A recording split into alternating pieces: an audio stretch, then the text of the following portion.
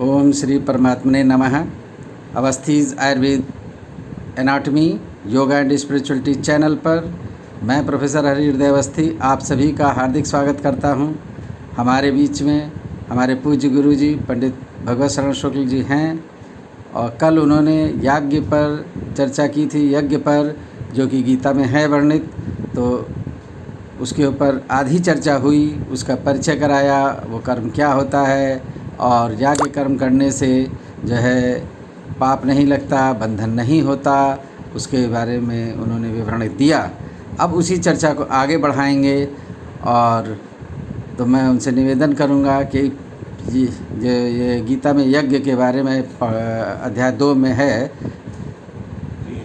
3, तो दूसरे में तो हम लोगों ने सांख्य योग किया था और ये तीसरे में कर्म योग है और कर्म योग में ही ये चीज़ आती है। तो अध्याय 3 में है गुरुजी, तो उसका अब आप जो शेष बचा है उसका जो है विवरण कृपया दें, जिससे कि सुधीजनों को ज्ञान हो सके। नमोस्तुनंताय सहस्रमूर्तये सहस्रपादाक्ष शिरोरुबाहवे सहस्रनाम्ने पुरुषाय शाश्वते सहस्रकोटि युगधारिणे नमः। कृष्णाय वासुदेवाय हरे परमात्मने प्रणतक्लेशनाशाय गोविंदाय नमो नमः। इस चैनल को देख रहे सभी विद्वद्गण, सभी छात्रगण, सभी सज्जन बंधु एवं इस चैनल के संचालक एवं प्रबंधक आचार्य अवस्थी जी,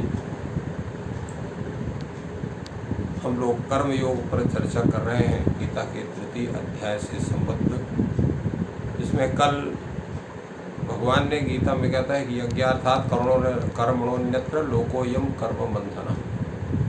तो यज्ञ से अतिरिक्त जितने भी कर्म हैं वो लोक बंधकारक हैं और यज्ञ संबंधी जो कर्म हैं वो व्यक्ति को मोक्ष प्रदान करने वाले हैं, स्वर्ग आदि लोक की प्राप्ति कराने वाले हैं इत्यादि चर्चा हुई थी। प्रश्न ये हुआ था कि यज्ञ क्या चीज़ है, यज्ञ किसे कहते हैं, यज्ञ शब्द का वास्तविक अर्थ क्या है।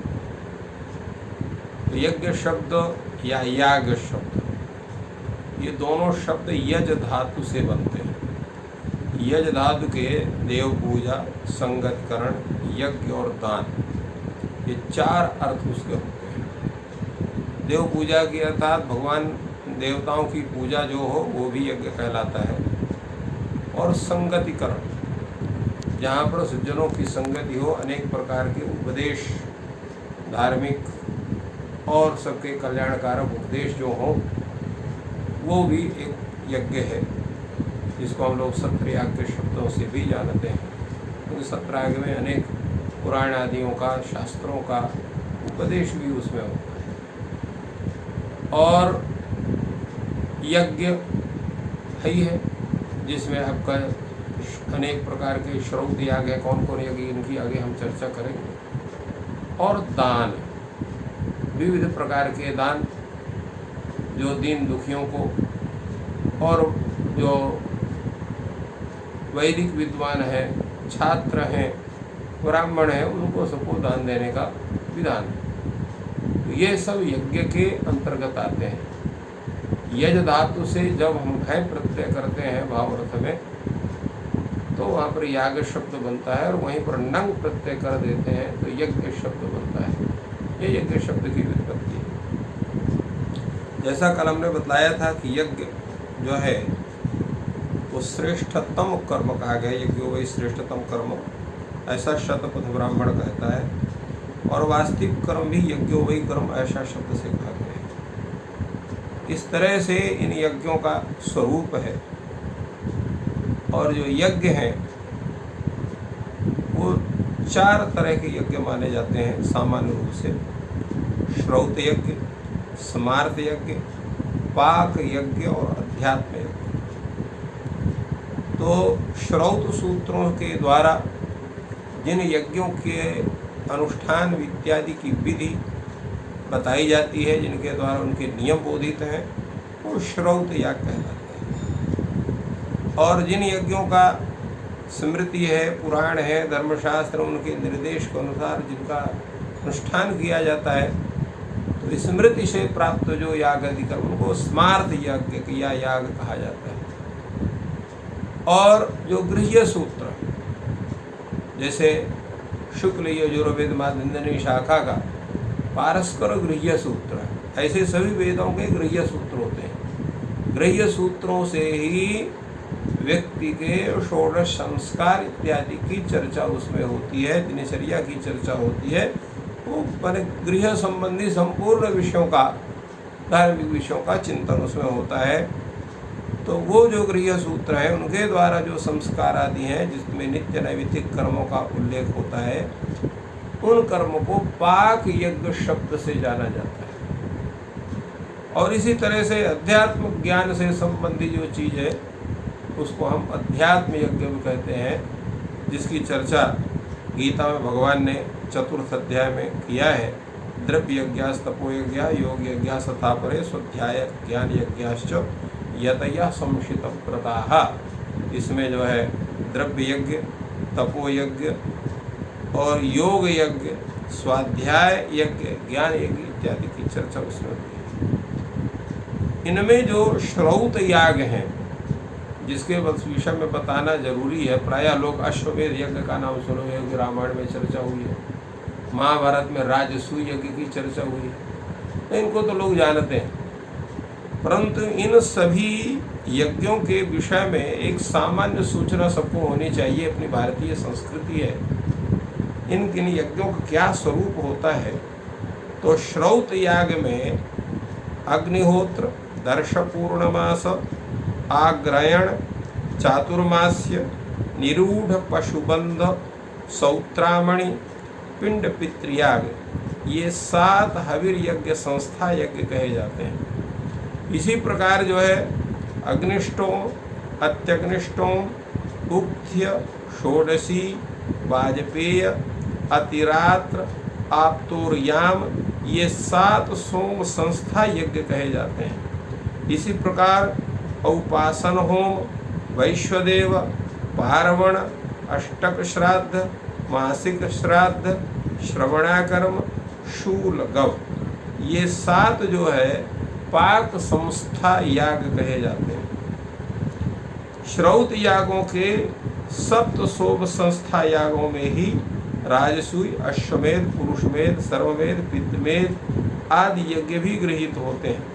और इनके अतिरिक्त एकाह यज्ञ, जिनके अंतर्गत सात्यस्क्र, भ्रात्यस्तोम, त्रिवित्सोम, ऋत्तिगपोहनीय, वाचस्तोम, पृष्ठ्यस्तोम, सप्तदशस्तोम, इंद्रस्तोम, गणक्रतु, शेनक्रतु, इन यज्ञों का भी ग्रहण होता है। द्वादशाह सत्र में जो सत्र एवं अहीन नाम से 2 प्रकार का होता है, इन दोनों में जो है सत्र अनुष्ठान केवल ब्राह्मण कर सकता है, दूसरा उसको नहीं कर सकता, ऐसा श्रौत सूत्रों में कथन है। क्योंकि इसमें यजमान ही ऋत्विक का कर्म करता है और ऋत्विक कर्म करने का अधिकार मात्र ब्राह्मण को। इसलिए चूंकि ऋत्विक ही यजमान होता है, ऋत्विक ही याजक होता है, तो इस सत्र याग को केवल ब्राह्मण इसका आयोजन कर सकते हैं, दूसरा नहीं कर सकते, क्षत्रिय आदि नहीं कर सकते। इसलिए इसमें दक्षिणा का विधान नहीं है, दक्षिणा को किसी को नहीं दी जाती है, क्योंकि स्वयं करने वाला व्यक्ति होता है। तो ये एक सुत्या वाला क्रतु एकाह और 2 दिन से लेकर 12 दिन तक जिस क्रतु की सुत्या होती है वह अहीन संज्ञक क्रतु है। इसको तीनों वर्णों के मनुष्य कर सकते हैं, जो 12 दिन की सुत्या वाला याग है। और इनकी संख्या 33 बतलाई गई है, जिनमें त्रयोदश, अतिरात्र और एकाह से लेकर के अष्टाह तक एवं नवरात्र से लेकर 17 तक के अहीन क्रतु याग कहलाते हैं। सत्र यागों में गवानयन सत्र, त्रयोदश रात्र से लेकर 61 रात्र सत्र तक और इसके अलावा शतरात्र सत्र, संवत्सर सत्र, सर्प सत्र, त्रिव संवत्सर सत्र, तापश्चित्त सत्र, अग्नि सत्र, महासत्र, षट्त्रिंशत् संवत्सर महासत्र, सहस्र संवर महासत्र, सारस्वत महासत्र और तुरायण सत्र आदि अनेकों सत्र यागों का विवरण प्राप्त होता है। तो इस तरह से इन यागों का एक संक्षेप में वर्णन है, जिसमें सबसे जो मुख्य चीज़ बतलानी थी, जिसकी हमने चर्चा की थी, गृह्य सूत्रों। तो गृह्य सूत्रों में जिसके अंतर्गत जैसे बतलाया गया था पाक यज्ञ संस्था बतलाई जाती हैं, तो इनके भी जो है 4 भेद होते हैं, हुत, अहुत, प्रहुत और प्राशित। हुत वो है जिसमें सायं प्रातः हवन कर्म का किया जाता है, उसको हुत कहते हैं। अहुत वो है जिसमें हवन कर्म नहीं होता है, कि ना बलिदान होता है, केवल कर्म होता है, उसको अहुत कहते हैं। जिसमें श्रस्तरारोहण और गर्भाधानादि से लेकर उपनयन संस्कार तक के पूरे कृत्य होते हैं, और उपनयन के पूर्वतः। प्रहुत में विशेष रूप से हवन आदि क्रिया, बलिदान की क्रिया होती है, ये प्रहुत कहलाते हैं। इसमें ग्रह होम और वास्तुयाग तथा उपनयन और विवाह संस्कार आदि उसके अंतर्गत आते हैं। प्राशित जिस कर्म में प्राशन मात्र का विधान होता है, हवन तथा बलिदान का विधान नहीं होता, उसको प्राशित कर्म कहते हैं। जैसे सभी गायों के दूध में खीर बनाकर ब्राह्मण भोजनादि जो कर्म किया जाता है, उसको प्राशित यज्ञ में कहा जाता है। तो इस प्रकार पाक यज्ञों के अंतर्गत सभी संस्कारों का विवरण हमको गृह्य सूत्रों में मिलता है। तो इन सभी यज्ञों का, और जिनकी चर्चा भी गीता में हुई थी, जप यज्ञ, जिसमें अनेक प्रकार के पुरस्चारण आदि जप होते हैं, उनको जप यज्ञ कहते हैं। जिसमें तपस्या का तपो यज्ञ है, जैसे निराहार होना, निर्जल रहना, फलाहार रहना या जलाहार रहना, जो हम लोग व्रत आदि करते हैं, एकादशी है, प्रदोष आदि व्रत है, ये तपो यज्ञ के अंतर। इसमें एक चीज़ गुरुजी पूछना चाहेंगे जी। अभी नवरात्र आपने बोला, हाँ, तो उसका मतलब देवी जी के जो नवरात्र है या कुछ और है? वो नवरात्र दूसरा है। ये जो तपो यज्ञ के अंतर्गत ये जितने व्रत हैं, चाहे नवरात्र का व्रत हो, चाहे एकादशी का हो, ये सब तपो यज्ञ के अंतर्गत आते हैं जी। क्योंकि व्रत करना भी एक तरह की तपश्चर्या है जी। और वो जो है वो सत्र याग है। सत्र याग है, जैसे अभी आप लोग वहाँ 9 दिन का मतलब वो 9 दिन का भी सत्र याग होता है, 21 दिन का होता है, 12 दिन का होता है। तो वो सब सत्र याग होते हैं। सत्र यागों जैसे हमने अभी बतलाया, उसमें अनेक पुराण आदि शास्त्रों का उसमें प्रवचन होता है और विद्वान लोग या सामान्य जन भी बैठ कर उनको सुनते हैं। मतलब आप ये कहना चाह रहे हैं कि उसमें देवी माँ की भक्ति आवश्यक नहीं, हाँ। उसमें 9 दिन तक किसी का भी नहीं ऐसा नहीं, करते हैं या नहीं, क्या विशेष, हम ये अंतर जानना चाह रहे हैं। ज्ञान यज्ञ का ही वो स्वरूप है। सत्र याग जो होता है उसमें व्रत नहीं होता, तो सत्र, एकादश दिन का, 9 दिन का सत्र हो सकता है। माने उतने दिन तक बैठ करके लोग किसी शास्त्र विशेष की, पुराण विशेष, यही मैं कहना चाह रहा था कि किसी शास्त्र विशेष की चर्चा करेंगे। देवी माँ की भगवती का जो पाठ है वो अब ये जो नवरात्र का व्रत है, एकादशी का व्रत है, ये सब वो उसके विशेष अर्थ में नहीं लिया गया है। नहीं, उसमें नहीं। वो ये 9 दिन का किसी भी विशेष पाठ को कर रहे हैं। हाँ। तो वहाँ 9 डेज से रिलेशन हाँ, है। जी। वहाँ संकल्प होता है कि इतने दिन का हम ये सत्र याग कर रहे हैं। जी। उसको अहीन कर्तव्य कहते हैं। जी। तो वो होता है, जैसे आप लोगों ने पढ़ा है कि सूत और सौनक जी जो है वहाँ नमिषारण्य क्षेत्र में, वहाँ पर वो सत्र याग का आरम्भ किया, तो अनेक पुराणों की जो चर्चा होती थी, वो वही सत्र याग का एक स्वरूप। जी। उसमें क्या होता था, ऋषियों का समाज, क्योंकि ऋषि हमेशा या तो तपश्चर्या करेंगे या तो भगवान की पूजा करेंगे या वेद शास्त्र और पुराण आदि का अध्ययन श्रवण करेंगे। बड़े बड़े जो आज भी विद्वान हैं वो पढ़ाते तो हैं, परंतु कभी कभी अपने शिष्यों से भी कहते हैं कि भाई ठीक है, जो पढ़ाए थे उसको आप हमको सुनाओ। तो उनका सुनना भी होता है, साथ साथ में शास्त्राभ्यास भी होता है, और उस छात्र का भी कल्याण होता है कि गुरु के सामने जो सुना दिया तो निर्भ्रांत हो जाता है अपने विषय, फिर उसको भ्रांति नहीं रहती, भ्रम कहीं नहीं रहता, और उच्चारण भी ठीक हो जाता है, उच्चारण वगैरह भी ठीक हो जाते हैं। तो इस संदर्भ में आपसे एक प्रार्थना है कि जो है अभी हम लोग चर्चा कर रहे थे कि हम लोग जो अक्षर हैं हिंदी के वर्णमाला के, उनका उच्चारण बहुत से अक्षरों में हम लोग गलत करते हैं, क्योंकि कुछ ना कुछ कहीं ना कहीं गलती बचपन से रह जाती है जो बात तक चलती है। तो एक दिन पूरा 1 घंटे का प्रवचन इसी पे होगा कि शुद्ध उच्चारण क्या होता है और कैसे होता है। वर्णमाला का, वर्णों का उच्चारण और मूल स्थान की चर्चा करेंगे। हाँ, तो इस पर हम लोग चर्चा करेंगे, वर्ण विज्ञान पर, जिसकी पूरी चर्चा होगी। तो इस आज तरह तो हम से- लोग याज्ञ हाँ, याग के कर्म पर विशेष चर्चा चला रहे हैं। याग का एक संक्षिप्त परिचय हमने दिया। इतने प्रकार के यज्ञ होते हैं और यज्ञों का तो विस्तृत वर्णन हमको स्रोत सूत्र आदि में प्राप्त होता है। अब इसमें जो मुख्य रूप से भगवान कहते हैं गीता में कि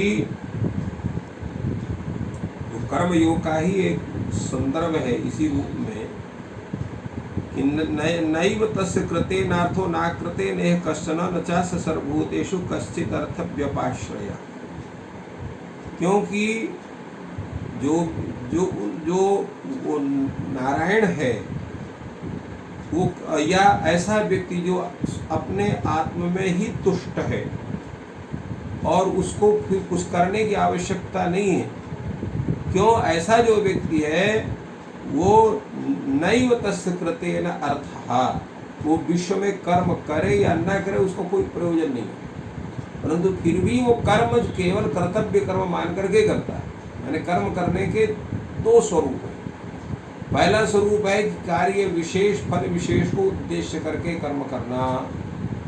दूसरा है कि निष्काम भाव से कर्म करना, अपने कर्तव्य कर्मों का निर्वाह करना। तो ये जो दूसरा निर्वाह, ये जो ज्ञानी व्यक्ति है वो इस तरह से कर्म करता है, वो अभी किसी भी कर्म को फल की इच्छा न रख करके इदम मम कर्तव्यम अतः एतत् कर्म मया करणीयम ऐसा समझ करके कर्म करता है कि यह मेरा कर्तव्य है, इस कर्म को मुझे करना चाहिए क्योंकि ये करना मेरा धर्म है। उससे हमें पुण्य मिलेगा, पाप मिलेगा, उससे हमें लाभ होगा या हानि होगी इत्यादि की चिंता के बिना। इस तरह कोई चिंता उसको करनी ही नहीं। जैसे हमने उदाहरण दिया, कोई कृषक है तो इसलिए उसको कृषि कर्म नहीं करना है कि हमारे खूब अनाज जो है अन्न उत्पन्न होगा, फिर उसको बेचेंगे, बेच करके हम ये खरीदेंगे वो खरीदेंगे इत्यादि इत्यादि वो चर्चा न करके अन्न का उत्पादन करना, यह कर्म भगवान ने हमको दिया है, इसलिए हमको अन्न का उत्पादन अधिक से अधिक करना है। क्यों करना है? संपूर्ण वो जो है जो विश्व रूप जो भगवान श्रीमन नारायण है उसकी सेवा के लिए, ऐसा समझ। तो उसमें जो है उसको कोई भी किसी भी प्रकार का उसको कष्ट नहीं होगा। अगर बहुत पैदावारी होती है तब भी आनंद उसको है, कुछ कम होती है तब भी उसको आनंद रहता है, क्योंकि वो कर्म में विश्वास रखता है। उसके फल कम भी हो ज़्यादा भी हो तो भी उसको आनंद है। इसलिए जो ज्ञानी है उसको कभी भी आप दुखी नहीं देखेंगे, हमेशा प्रसन्न रहेगा। इसलिए उसे कहा गया है सुख दुखे समय कृत्वा लाभा लाभो जय, जो उसी ज्ञानी के लिए ही कहा जाता है। तो इसी को भगवान श्री कृष्ण ने इसमें उपदेशित किया है। हाँ। कि मैं अर्जुन से कहा मैं स्वयं कर्म किसी लिए करता हूँ। हाँ। क्योंकि जिससे ये लोग ना सोचें। हाँ। कि जो है कर्म करे बिना काम चल जाएगा। हाँ। क्योंकि जब मैं स्वयं करता हूँ, जो बड़े पद पे होते हैं जैसे प्रधानमंत्री हुए, राष्ट्रपति हुए, या प्राचार्य हुए, तो वो कर्म इसलिए करते हैं कि जिससे वो समाज को एक संदेश देते हैं कि सभी को करना है। समाज भी ये समझे कि कोई बहुत बड़ा है तो उसको कर्म नहीं करना चाहिए, ऐसा नहीं है, कर्म सभी को करना चाहिए। तो भगवान कृष्ण ने इसमें यही कहा है कि देखो अर्जुन, मैं भी कर रहा हूँ इसलिए तुम्हें भी करना है। हाँ। और तुम इससे मुक्त नहीं हो सकते। जी जी। एक बात ये, और दूसरी बात ये कि उसी का अनुसरण करते हुए ये कोविड-19 का पीरियड है और गुरुजी जो है इस टाइम सेवानिवृत्त हो चुके हैं, लेकिन इसी धर्म को निभाने के लिए चैनल से जुड़ करके, चैनल से निष्काम है, इसमें कोई उनको पारिश्रमिक नहीं दिया जा रहा है, लेकिन ये स्वधर्म है उनका कि जो है छात्रों को शिक्षित करना, विश्व को शिक्षित करना। तो उन्होंने इस चैनल के मंच पर आ कर के सबको शिक्षित करने का जो सामान्य स्वधर्म कर्म है उसको यहाँ पर स्वीकार किया है, जबकि इसमें कोई भी पारिश्रमिक उनको हम नहीं दे रहे हैं और ना वो मांग रहे हैं। तो ये बहुत ही धन्य गुरुजी कि आप जो है पूरे विश्व को, क्योंकि ये तो YouTube पर जा रहा है और सब जन इसको बार बार देख सकेंगे और यही भारतीय संस्कृति है। तो आपको बहुत बहुत साधुवाद, हार्दिक धन्यवाद। अब आगे परिचर्चा को चालू रखेंगे। तो जैसे अभी बताया गया कि जितने भी हमारे विशिष्ट जन हुए हैं उन्होंने जो भी कर्म किया है केवल अपना कर्तव्य मान करके ही संपूर्ण कर्मों का विधान हुआ है उनके द्वारा। और क्योंकि लोक संग्रह को देखते हुए भी कर्म करना सभी के लिए आवश्यक है।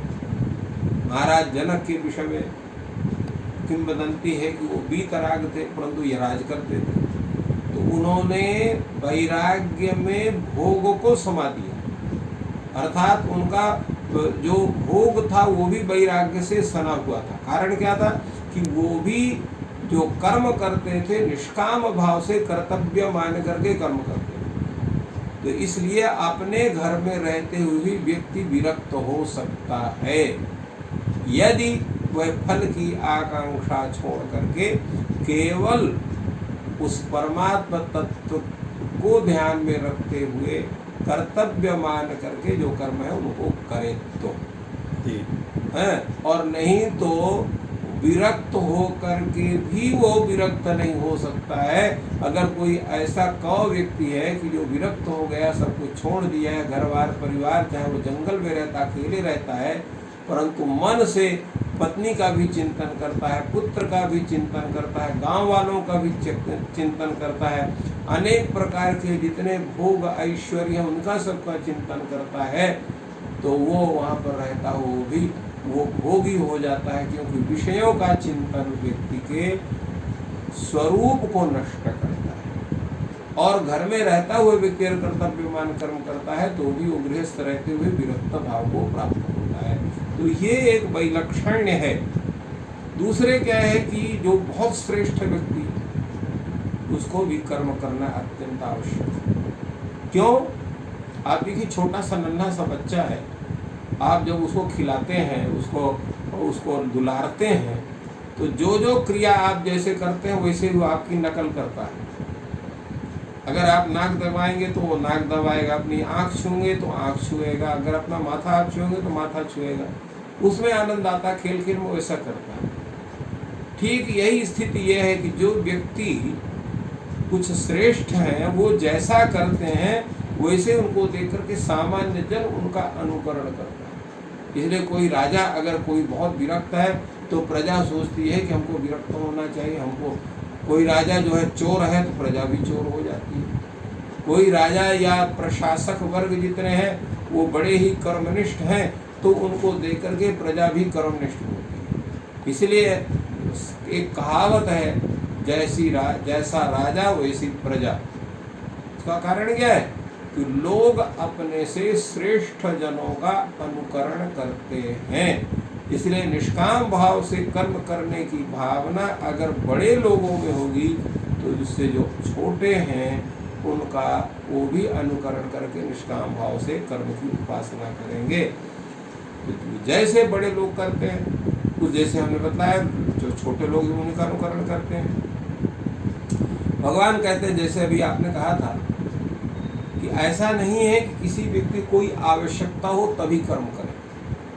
मान लीजिए आपके पास खरबों रुपए है तो आप सोच रहे हैं कि अब हमको धन संपत्ति अर्जन करने की कोई ज़रूरत ही नहीं है, हम तो उसी से हमारे खाना पीना कपड़े वगैरह चल जाएगा, सब कुछ व्यवस्था हो जाएगी, तो हमको एक जगह बैठ करके आनंद मनाना चाहिए, खूब मौज मस्ती करना चाहिए। ऐसा नहीं है। प्रत्येक व्यक्ति का कर्म होता है कि अपने संपत्ति का संरक्षण करने के साथ उसकी अभिवृद्धि का भी स्वरूप बना, वो भी कर्तव्य कर्म के अंतर्गत है।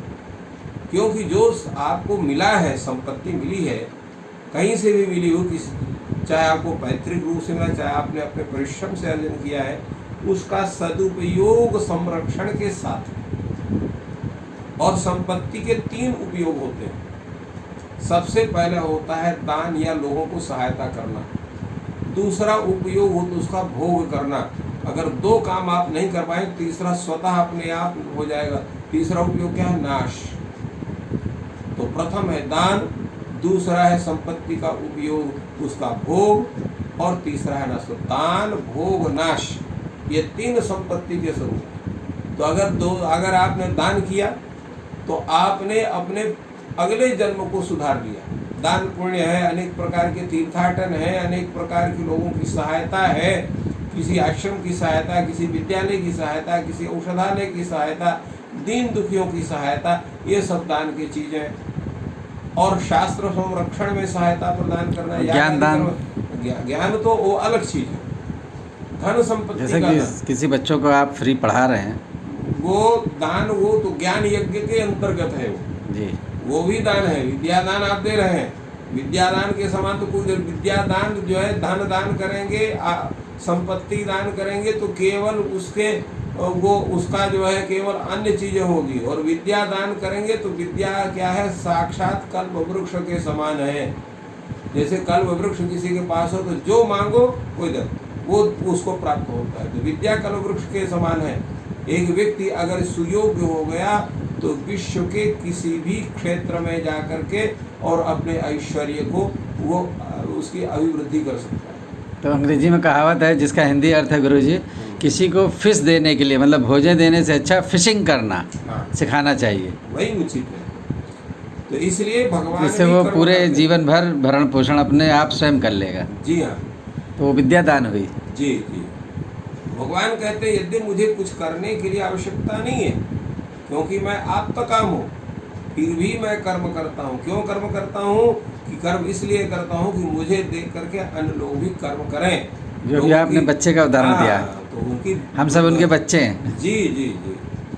और यदि व्यक्ति अपना कर्म ना करे तो जो कर्म करने की एक प्रक्रिया है वो रुक जाएगी।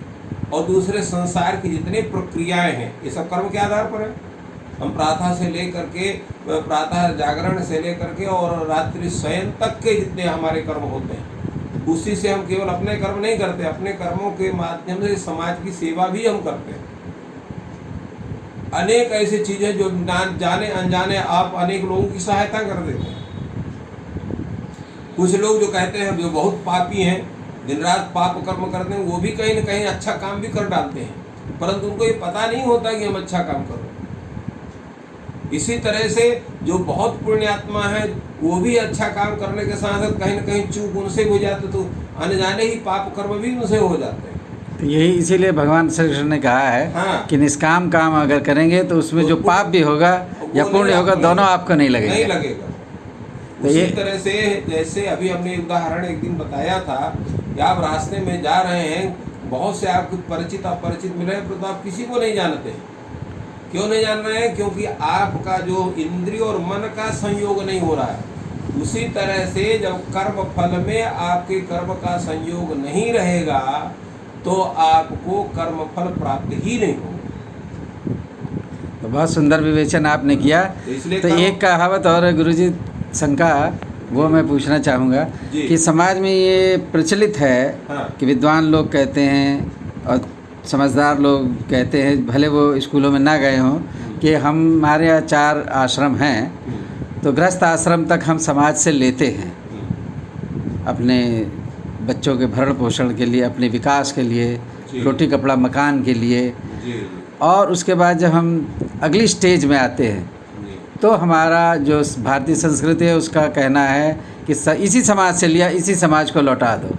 तो वो समाज के हित में काम करने लगते हैं। जैसे अब आपका रिटायरमेंट हो गया, सेवानिवृत्त हो गए, तो अब आप ज्ञान समाज को फ्री में वितरण कर रहे हैं इस चैनल के माध्यम से। तो इस संदर्भ में क्या कहेंगे? मतलब ये जो संस्कृत है, जो तीसरा आश्रम आया, उसमें फिर हम समाज को लौटाने लगे। नहीं, उसमें देखिए ऐसा है कि हमारी जो 4 अवस्थाएं हैं, 4 अवस्था क्या हैं? 4 अवस्था हमारी हैं आश्रम की। एक है हमारा ब्रह्मचर्य, दूसरा गृहस्थ, और तीसरा वानप्रस्थ, और चतुर्थ संन्यास।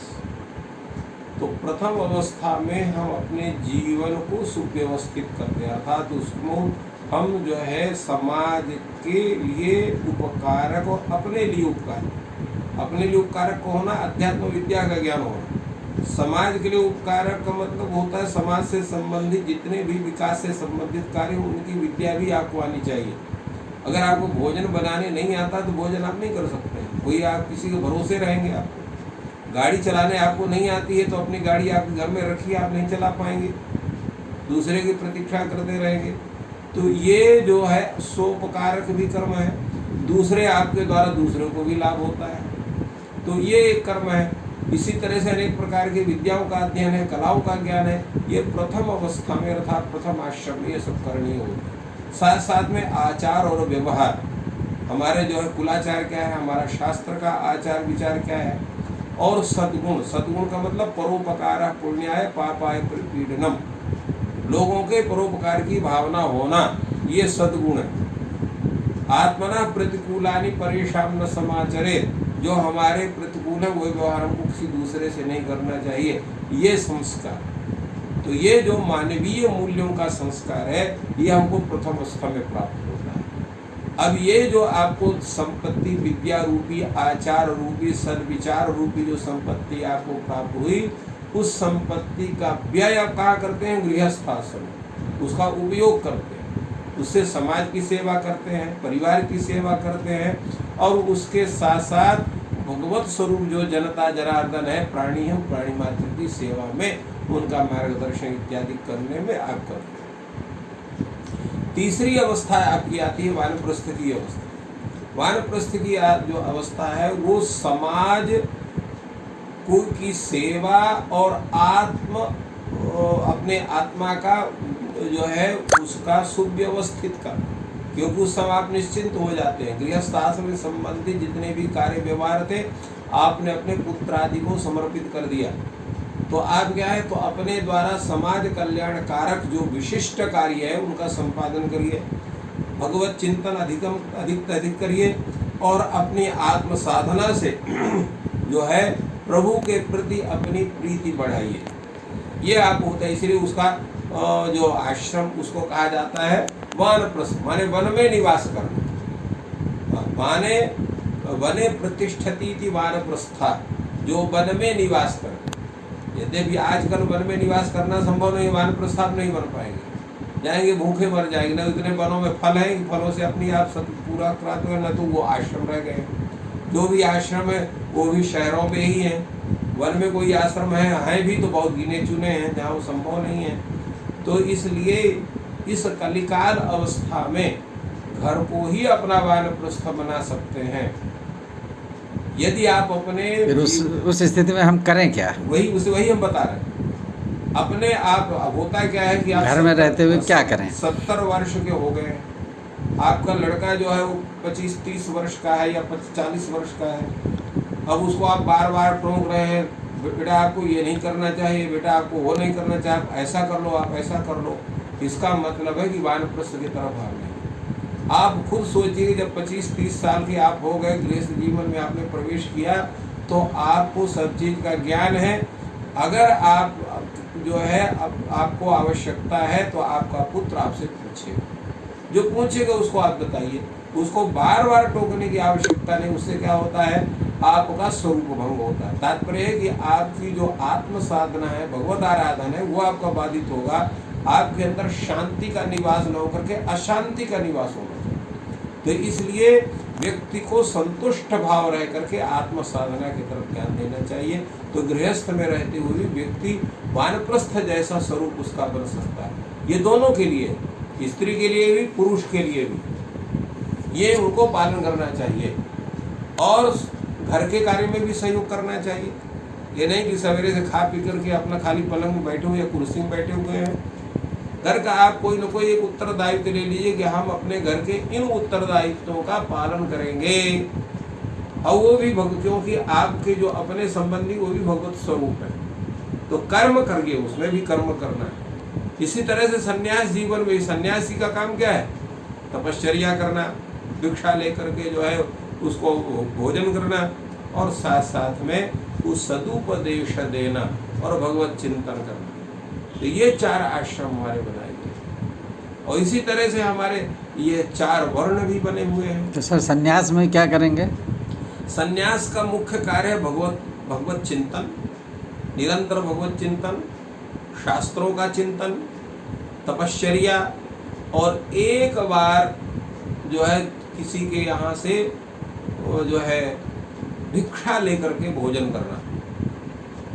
और भिक्षा वो लेकर भिक्षा लेते हैं किसी भी जो सद्व्यक्ति है, सत्पात्र है, जिनके यहाँ जानते हैं इनके यहाँ भगवत कर्म होता है, भगवान की पूजा, शालिग्राम की पूजा होती है, ऐसे जो व्यक्ति हैं उनके यहाँ से वो भिक्षा लेते हैं और एक बार में जो प्राप्त होगा उसी का भक्षण करके और अपना जीवन निर्वाह। तो एक बार जब भोजन करेंगे तो डायबिटीज या ब्लड प्रेशर अपने आप ठीक हो जाएगा। हाँ, नहीं, उनको कुछ तो गुरु जी एक सामान्य सा प्रश्न है हाँ जी। जो अभी दिमाग में शंका उठी हाँ। कि वानप्रस्थ और संन्यास में मूल अंतर क्या है? वानप्रस्थ और समाज में संन्यास में मूल अंतर ये है कि वानप्रस्थ को जो है समाज का भी चिंतन करना होगा और जो सन्यासी उसको समाज से कोई मतलब नहीं, जो उसके समीप में आएगा अपना समाधान करने के लिए वो भी जो है पारिवारिक समस्या या जो है सामाजिक समस्या नहीं, अध्यात्म चिंतन की जो समस्या उसका समाधान करेगा। किंतु जो वानप्रस्थ है वो सामाजिक समस्याओं का भी समाधान करता है, पारिवारिक समस्याओं का भी समाधान करता है, भगवत भजन भी करता है और साथ साथ में अपने इंद्रियों का नियंत्रण करता है। क्योंकि इंद्रिय अभी तक क्या है, अनेक प्रकार के भोग भोगता था तो उसकी प्रवृत्ति तो भोग भोगने की बनी हुई है। अब वो जो है अपने भोगों से अपने मस्तिष्क को हटाता है, इंद्रियों को भी हटाता है और केवल वो सब इंद्रियों को, इंद्रिय के विषयों को, सबको भगवत चिंतन में लगाता है। इसीलिए वहाँ पर भगवत चिंतन का स्वरूप बनता है। जैसे एक पद्य है, आत्मा त्वं गिरिजापति सहचरा प्राणः शरीरम गृहम पूजा ते विषयोपभोग रचना निद्रा समाधि स्थिति संचारः पदयोः प्रदक्षिण विधि स्तोत्राणि सर्वागिरो यद यद कर्म करोमि तत्तदखिलम शंभो तवाराधनम। भक्त कहता है कि हे गिरिजापति, तुम साक्षात मेरे आत्मा स्वरूप, आत्मा तुम गिरिजापति, सहचरा प्राणा, तुम्हारे जो सहचर कौन है वो प्राण है, और शरीरम गृहम, ये मेरा शरीर आपका घर है। तो आत्मा तुम गिरिजापति सहचरा प्राणा शरीरम गृहम पूजाते विषयो भोग रचना, जो मैं अनेक प्रकार के भोग भोगता हूँ, तो जो भी करता हूँ आपको उद्देश्य, भोजन करता हूँ तो आपको उद्देश्य, वस्त्र पहनता हूँ तो मैंने आपको अर्पण करके, मैं जो नहाता हूँ ये है कि जिससे अत्यंत शुद्ध होकर के आपकी पूजा कर सकूँ, मैं अनेक प्रकार के जो है चंदनारी लेप लगाता हूँ जिससे सुगंधित होकर आपके जो है आपका चिंतन कर सकूँ। तो ये जो है पूजा ते विषयोपभोग रचना। और जो मैं सोता हूँ, सोना नहीं है, निद्रा समाधि स्थिति, वो मैं समाधि अवस्था में बैठ करके आपका चिंतन करता हूँ। और जो चलता फिरता हूँ तो संचारा पदयो प्रदक्षिण विधि, वाह की प्रदक्षिणा करता हूँ, क्योंकि संपूर्ण पृथ्वी, संपूर्ण संसार आपका स्वरूप है। तो जहाँ जहाँ चलूँगा आपके ही स्वरूप होकर उनका प्रदक्षिणा करूँगा। तो संचारा पदयो प्रदक्षिण विधि स्तोत्राणि सर्वागिरो, और जो भी मैं बोलता हूँ वो आपका स्तोत्र है। तो हे प्रभु, यद्यद कर्म करो तो शंभो तव आराधनम, तो जितने मेरे कर्म होते हैं वो आपकी आराधना के स्वरूप होते हैं। तात्पर्य क्या हुआ कि जो वानप्रस्थ में व्यक्ति है वो संपूर्ण जो विश्व स्वरूप जो समाज है, विश्व रूप क्या कह सकते हैं, या भगवत स्वरूप जो समाज है, जो विश्व है, उसकी वो आराधना करता है और अपने इंद्रियों का नियंत्रण करके उनको पूर्ण रूप से परमात्मा की तरफ लगा। जैसे होता ना, जैसे ट्रेनिंग पहले होती है जी, है, जैसे जब मिलिट्री में कोई जाता है या पुलिस में जाता है कोई, तो उसको 4-6 महीने की ट्रेनिंग होती है जम के, तब उसको भेजा जाता है कहाँ, बॉर्डर में युद्ध करने के लिए। जी। और जैसे जिस दिन भर्ती उस दिन भेज दें तो क्या होगा, तुरंत मार दिया जाएगा। उसको मालूम भाग भी खड़ा होगा या तो स्वयं भाग खड़ा होगा, उसको कुछ आता नहीं। तो ये जो वानप्रस्थ है ये संन्यास आश्रम में प्रवेश करने की ट्रेनिंग, प्रथम चरण है उसका। हाँ, वो ट्रेनिंग है वो, क्योंकि संन्यास होने के पहले इंद्रिय जित आपको होना चाहिए, मन को ऊपर विजय तो प्राप्त। गुरु जी एक प्रश्न ये है कि कर्मेंद्रिय पे खाली जीत करे कि ज्ञानेंद्रिय पे भी? सब पर। तो फिर ज्ञान कैसे मिलेगा अगर ज्ञान को हम कंट्रोल करने लगे जाएंगे? तात्पर्य आप नहीं समझ रहे जी, तो वो थोड़ा सा संक्षेप में बता दें। ज्ञानेंद्रिय का, ज्ञानेंद्रिय आपकी कौन है? चक्षुरेंद्रिय, जी, घ्राणेंद्रिय, श्रवणेंद्रिय है। हाँ, तो 5 सेंसरी ऑर्गन्स, ये 5 चीजें हैं। तो इनके विषय क्या है? जैसे ज्ञान आपका आँख है, आँख आप क्या चाहती? खूबसूरत चीज दिखना चाहती है, रूप उसको प्रिय है। नाक को सुंदर गंध प्रिय है, गंध। आपके कानों को क्या प्रिय है? शब्द प्रिय है, अच्छा सुंदर शब्द सुनना प्रिय है। इसी प्रकार आपका त्वग इंद्रिय है, उसको सुंदर स्पर्श प्रिय है उसको। इसी प्रकार आपका रसनेन्द्रिय है, अच्छा अच्छा पदार्थ खाने की उसकी इच्छा होती है। तो इन विषयों से अगर नहीं हटाएंगे तो मन आपको भटक गया। इसी प्रकार 5 कर्मेंद्रिय है, आपके हाथ जो है खूब चलते हैं, आपके पैर खूब चलते हैं, आपके जो अन्य उपस्थ और जो है जननेन्द्रिय वो भी अपने कार्य करते हैं, तो उसको भी बचाना है। तो प्रत्येक इंद्रियों के विषयों से उन इंद्रियों को हटा करके सबको परमात्मा परक बनाना। जैसे आँखों से भगवत स्वरूप का चिंतन करें, कानों से भगवान के गुणानुवादों को सुनना, नाक से जो है उनके जो भगवान के जो सुंदर सुंदर पुष्पादि है, उनके जो नैवेद्य स्वरूप हैं उनका चिंतन करना कि भगवान को सुंदर सुगंध इत्यादि है। मुख से वाणी से जो है उनके भगवान के प्रसाद के ग्रहण करना, उसका स्वाद लेना, उसमें ही उसको अमृत समझना, ये हो गया उनका नियंत्रण का स्वरूप। इसी प्रकार कर्म इंद्रिय, हाथ से आपको क्या करना है, भगवान के फूल आदि का, भगवान का पूजन का, यह सब जो विश्व रूप जो उस परमात्मा स्वरूप समाज है उसमें आपकी सेवा का, दीन दुखियों की सेवा का, सामान्य व्यक्ति की सेवा का, उसका सेवा करना, वो भी तो सोशल वर्क वो भी आवश्यक है। सामान्य रूप से कहे तो हो गया। पैरों से चल करके उनका सब वो भी उसी तरह से है। इसी प्रकार जो अन्य इंद्रिय हो उनको पूर्ण रूप से नियंत्रण करके मातृवत परदारेषु परद्रव्येषु लोषवत आत्मवत सर्वभूतेषु यह पश्यति स पंडिता, ये जो कहा जाता है। एक छोटी सी शंका और पूछ लो गुरुजी, हाँ, आज्ञा हो तो।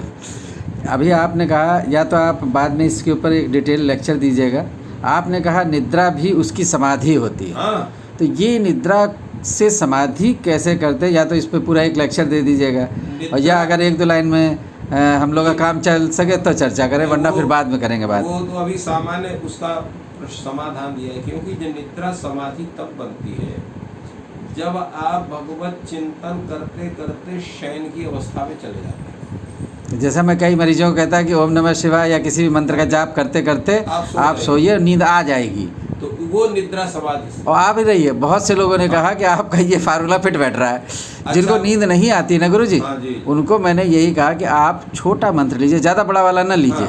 ओम नमः शिवाय छोटा, सबसे छोटा मंत्र है।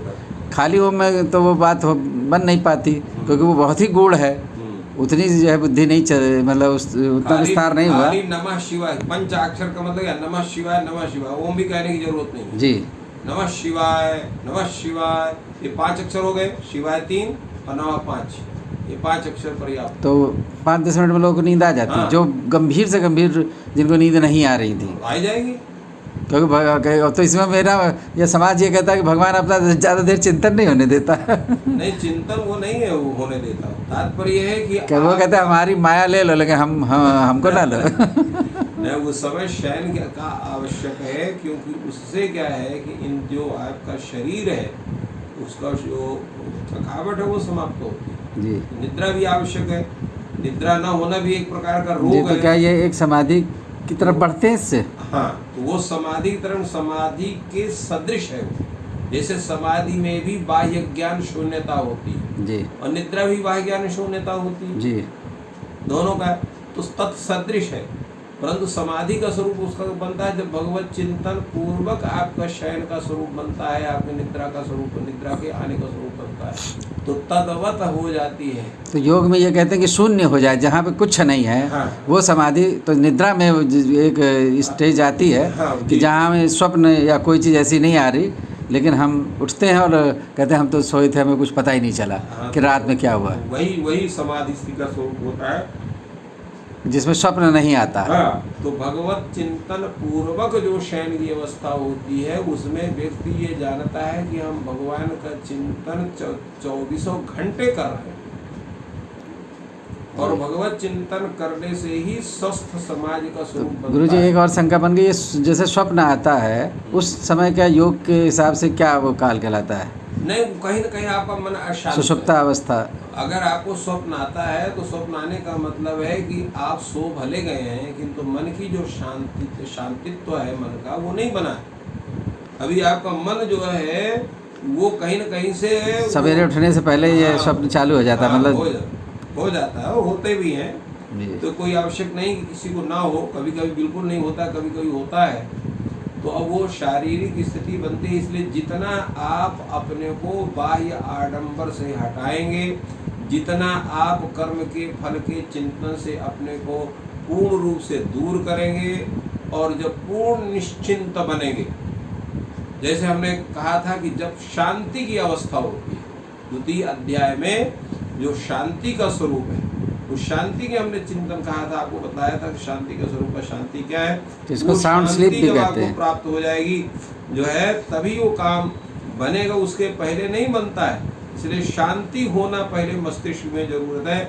विहाय कामान या सर्वान पुमाश्चरित निस्पृहा निर्ममो निरहंकार सा शांति अधिगच्छति। इसकी व्याख्या हमने बताया था जी कि जब तक आप अपनी इच्छाओं को पूर्ण रूप से समाप्त करें, संपूर्ण इच्छाओं, और जब तक निष्प्रिय भाव आपको नहीं होगा, जब किसी में ना तो ममता होगी, ना तो आपको किसी प्रकार का अहंकार रहेगा, जब एक पूर्ण निर्वेद की अवस्था आपकी रहेगी, तभी आपको शांति मिल सकती है। ना ही द्वेष रहेगा, ना कुछ नहीं, ना द्वेष, ना राग, न किसी प्रकार की इच्छाएं, न किसी प्रकार की आपको जो है स्प्रिया हो, निष्प्रिय हो जाए।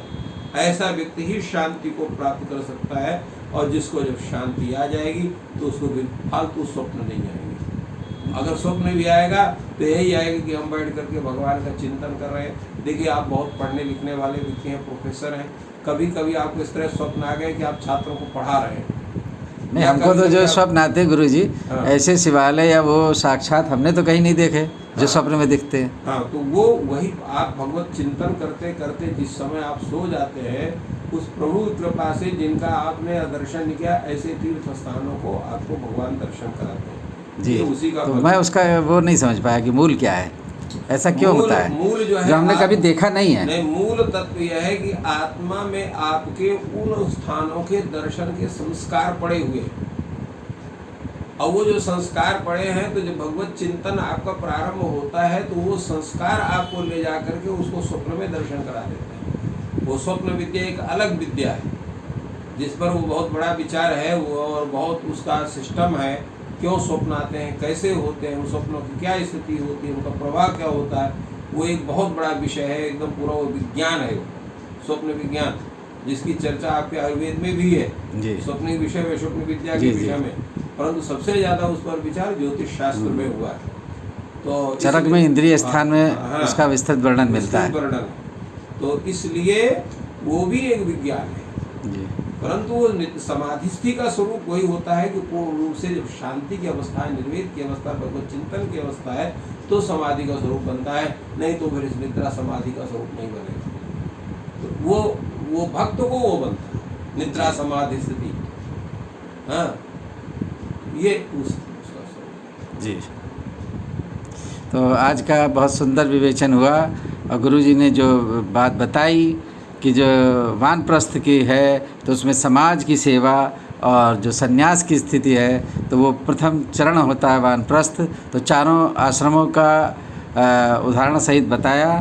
और जो है हम वानप्रस्थ में जो समाज से लिया है लौटाते हैं, तो वो गुरुजी ये ज्ञान के माध्यम से लौटा रहे हैं और हम सबको ज्ञान की वर्षा कर रहे हैं। तो कुछ ना कुछ हम लोग के जो ब्रेन में संस्कार हैं वो बीज रूप से, पौधे के रूप में आपको भी जो है अंकुरित हो रहे होंगे। आप अनुभव करके देखिए। अगर आपने ये ध्यान से गुरुजी के अभी तक के प्रवचन सुने हैं तो निश्चित रूप से वो अंकुरित हो रहे होंगे, जो आपके पूर्व जन्म के अच्छे संस्कार हैं, अच्छी बातें हैं, और आपके मन में आ रहा होगा कि अब हमें धीरे धीरे राग द्वेष मोह माया से मुक्त होना है। तो ये मेरे को तो फील हो रहा है गुरुजी, तो औरों को भी हो रहा होगा, क्योंकि समाज के हम सब अंग हैं, सबको एक जैसी भावनाएं उत्पन्न होती हैं। तो अगर ये सब चीज़ फीलिंग आ रही है तो हमारे चैनल को सब्सक्राइब करें। और ये ज्ञान इसमें हम इसलिए नहीं कह रहे हैं कि हमको विशेष फ़ायदा कोई होगा। हम तो निष्काम कर्म से इस चैनल को चला रहे हैं, ना तो लाभ लेना है ना देना है, केवल ज्ञान देना है। धन के रूप में ना लेना है ना देना है, केवल ज्ञान को लेना है और ज्ञान को देना है। सब ज्ञानी हो, सबका साथ सबका विकास, और निःशुल्क ज्ञान वितरण। क्योंकि हम लोग सेकंड स्टेज क्रॉस कर चुके हैं, गृहस्थ तक की। तो अब जो है वानप्रस्थ में अपने पास से समाज को देना है। तो बिना शुल्क लिए ज्ञान को देना है, ये इस चैनल के उद्देश्य है। तो आप भी इस जब सब्सक्राइब कराएंगे दूसरों से या उनको शेयर करेंगे तो उन्हें निःशुल्क ये ज्ञान गंगा का कुछ ज्ञानामृत मिलेगा जो गुरुजी दे रहे हैं हम सबको, तो सभी लाभान्वित होंगे। इसी संदेश के साथ मैं अपनी वाणी को विराम देता हूँ। आप सबको धन्यवाद और थैंक यू ऑल, विशेष करके गुरुजी को थैंक यू।